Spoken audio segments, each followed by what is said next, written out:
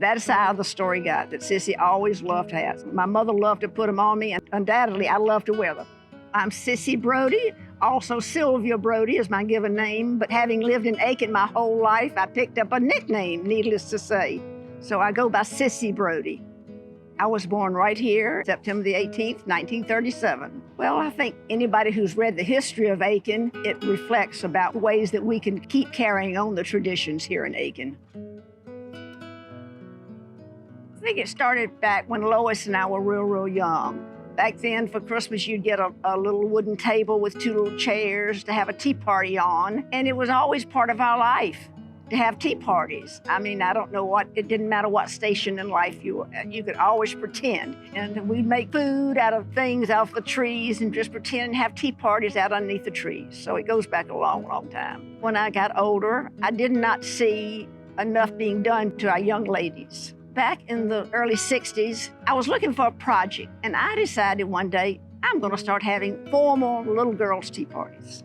And so I knew I wanted to be very proper. So I helped with Sue Howard, who was the society editor of the Aiken Standard and Review. She helped teach me too about invitations and then acceptance notes from those invitations. That was a very important part of your social life in Aiken. Returning a handwritten note. If someone invited you to tea or coffee or supper or whatever, you would write a handwritten note. And that's where it got started from. So it really was fabulous. I've got boxes and boxes of notes from gals as young as 3 years old. And of course, it's scribbling. But so what? They were writing me an acceptance note to come to tea with Miss Sissy. And of course, the mother was on the back saying, Mary Louise accepts your kind invitation to come to tea. And then after the tea, they were required to send a thank you note. And that was very important. And between those two, acceptance notes and thank you notes, I've got memorabilia I could read for here on after. Brings back lots of good memories.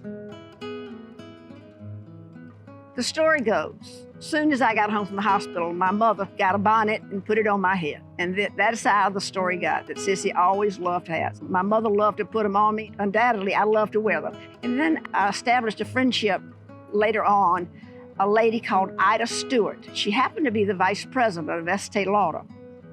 She lived here in Aiken for a short while. Her husband did. She had a horse farm out here from Aiken. And Ida and I got to be very close. And what an exposure that was to Miss Sissy. And in so doing, I acquired the taste for hats and started collecting them. I would go to the grocery store and come home, and on the back steps, there'd be 6 hat boxes on my back steps with a note. Grandmama died last week, and we were about getting ready to throw these away. And we decided, nope, Sissy's got to have these hats. So it's a period of time, I've had over 500 hats in my house. And I just loved them. Never spent over $50 on a hat. That was ridiculous. I love to embellish things. Sometimes I embellish my life too, but I do enjoy embellishing things. And you can take an ordinary hat and make it very special. You know, when I was doing public speaking and teaching women how to wear hats, I had to come up with something really, because a lot of life is about our attitude. And I thought, well, why don't I change that around? I'm sure I would. I didn't find this on my own. I probably read it somewhere long ago and tucked it away. But attitude, I just like the word, attitude and gratitude. And I just cloned that word, and when I would do seminars and things, I would entitle it, We Need More Gratitude and Attitude. So that's how that phrase came about. Oh, I just have fun in it. And also, gentlemen like ladies in hats. I've come to find out through the almost 88 years of life, men like women in hats. Attitude. It goes back to it. You have to have the right attitude to put on a tea party. I mean, you know, if you were born not ever being exposed to it, then therefore you're not going to come up with it one bright day, oh, I'm thinking I'm going to have a tea party. But I grew up pretending and playing tea parties, so I guess that was what was easy for me for this to all come about. I just realized that manners counts. It counts.